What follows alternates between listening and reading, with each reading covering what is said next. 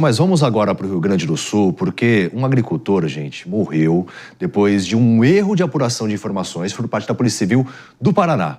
O Arthur Cipriani, lá da Jovem Pan de Porto Alegre, vai trazer todas as informações para a gente sobre esse caso, assim, que minimamente é bizarro por conta de um erro, então, nas apurações, esse agricultor perdendo a vida, e ele vai explicar o que exatamente aconteceu. Arthur, meu amigo, muito bom dia com você. Bom dia, David, bom dia a todos. Realmente, o agricultor Marcos Norberg, de 48 anos, foi morto a tiros dentro da própria casa numa ação da Brigada Militar na madrugada da quinta-feira, zona rural de Pelotas, aqui no Rio Grande do Sul. Essa operação contou com 18 policiais e foi desencadeada aí a partir de uma informação que não seria verdadeira, fornecida por criminosos que foram presos no Paraná. As informações dariam conta que a propriedade seria um esconderijo da quadrilha. O caso é tratado pelo comando da Brigada Militar como, abram aspas, um grande mal-entendido com um desfecho trágico. Mas a família da vítima relata uma truculência e afirma ter confundido os policiais com bandidos. Imagine, né, David?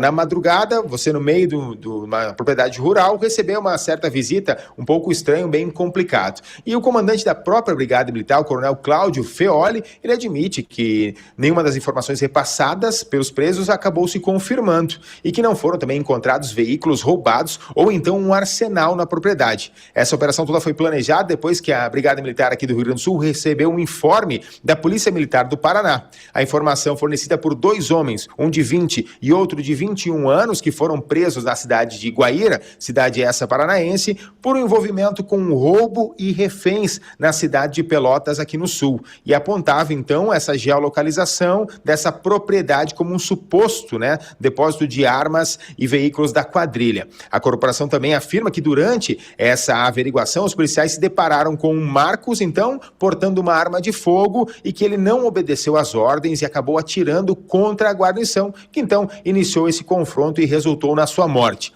Uma carabina semiautomática foi apreendida e também cerca de R$27 mil foram encontrados no local. Em resposta a esse ocorrido, o governador do estado pediu uma rigorosa apuração e ele também afirma que, embora a Polícia do Estado esteja muito bem preparada, ninguém é imune a erros. A viúva do Marcos já relata situações um pouco diferentes. Diz que o casal foi acordado com a invasão, que os agentes não se identificaram e que agiram com violência. Xingaram ela, pediram para que ela se ajoelhasse em cacos de vidro, que por várias vezes pediam que ela falasse seu nome e ela dizia, ela mesma relata que foi maltratada pelos policiais. Nós vamos acompanhar uma sonora do governador Eduardo Leite, David.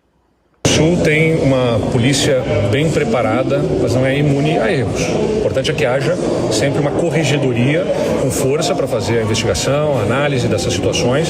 Ainda merece abertura de processos internos para apurar em que condições essa atuação se deu. Nossas forças de segurança têm toda a credibilidade de longos anos de atuação, indicadores de criminalidade que estão reduzindo fortemente. Quando acontecem situações como essa, merece a mais rigorosa apuração para entender as circunstâncias, as condições em que se deram e se tenha havido algum tipo de erro de procedimento, dar as consequências, para que isso seja pedagógico dentro da própria corporação. Arthur Cipriani, é um caso absurdo, a gente segue acompanhando, minha solidariedade a toda a família desse agricultor e obrigado pelas suas informações. Vamos repercutir aqui com a bancada, porque assim, um erro de apuração levar à morte de um agricultor que, detalhe, ele tinha a arma registrada, ou seja, estava em posse dessa arma, mas tinha o registro. Os policiais, conforme o relato da esposa desse agricultor, não se identificaram, e aí você tem um confronto. Uma apuração que foi feita pela Polícia do Paraná. Será que não era possível mandar uma viatura lá descaracterizada, alguém para observar? Hoje existe tecnologia, drone, para você realmente ver se aquela situação existe ou não. Você vai confiar na palavra de um bandido e já vai chegar invadindo a casa de uma pessoa assim? É inacreditável, né? Isso mostra, assim, no mínimo, uma falha de procedimento absurda. Porque você não pode tratar a palavra de um bandido que está preso em outro estado como se fosse o retrato fiel da realidade, ignorando qualquer outro tipo de evidência. Se você tem uma propriedade com devido registro, você precisa, no mínimo, saber, está registrado em nome de quem? Quem é que mora nessa propriedade? Quais são os antecedentes dessa pessoa? Tem algum tipo de plausibilidade? É plausível que este agricultor seja envolvido com essa quadrilha ou é um agricultor de ficha limpa, pai de família, trabalhador. E em que circunstâncias você vai fazer uma averiguação? É no meio da madrugada? Chegar de madrugada numa propriedade rural, assustando uma família que estava dormindo? É inacreditável. Essa história precisa levar a uma reflexão profunda por parte da polícia do Rio Grande do Sul, que precisa, no mínimo, rever os seus protocolos de atuação. Não é possível tratar palavra de bandido como se fosse lei. Mas aí também é um erro conjunto, né? Não só do Rio Grande do Sul, da Brigada Militar, mas também por parte da investigação da Polícia do Paraná. Porque foi a apuração do Paraná que fez com que os policiais fossem cumprir. Ou seja, existe essa interligação, muitas vezes essa conexão. Você vai cumprir aqui determinada situação, mandado de busca e apreensão, ou até mesmo de prisão naquela localidade, e os policiais foram cumprir. Mas assim, você já chegar dessa forma, eu sou do setor de segurança pública, acompanhei muito tempo isso, né? Já participei de várias operações. Antigamente a gente até ia junto com os policiais, depois que mudou a lei, que a gente não pode mais acompanhar de forma mais, assim, incisiva.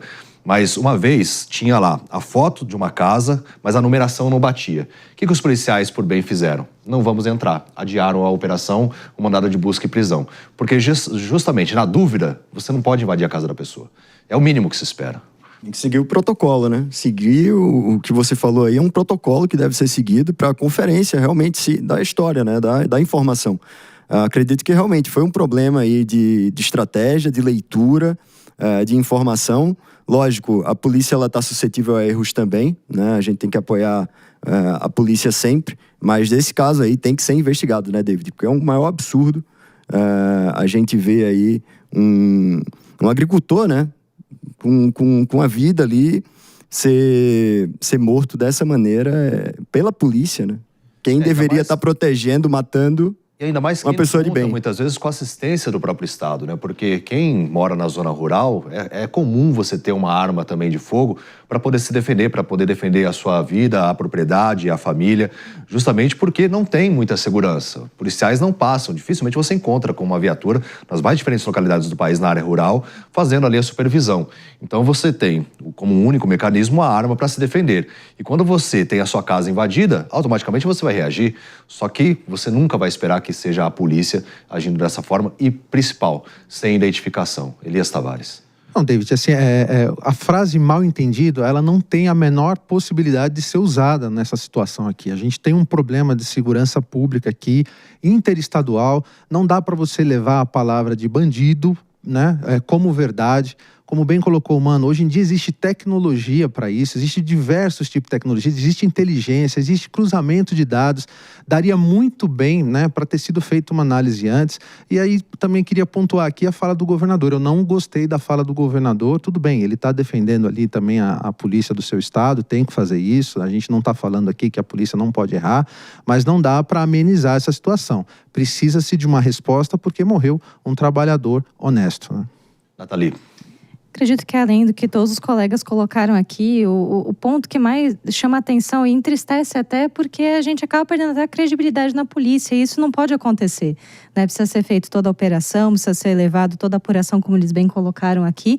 E o fato disso ter acontecido na calada da noite, cada vez mais as pessoas ficam preocupadas, né? E você acaba perdendo a credibilidade. A polícia perde a credibilidade e isso não pode acontecer de modo algum. A gente tem um problema gravíssimo de segurança pública a nível nacional e isso não pode acontecer, né? Uma operação como essa não pode se repetir e a gente precisa cada vez mais enaltecer e fortalecer, né, a credibilidade da polícia, justamente o contrário do que aconteceu.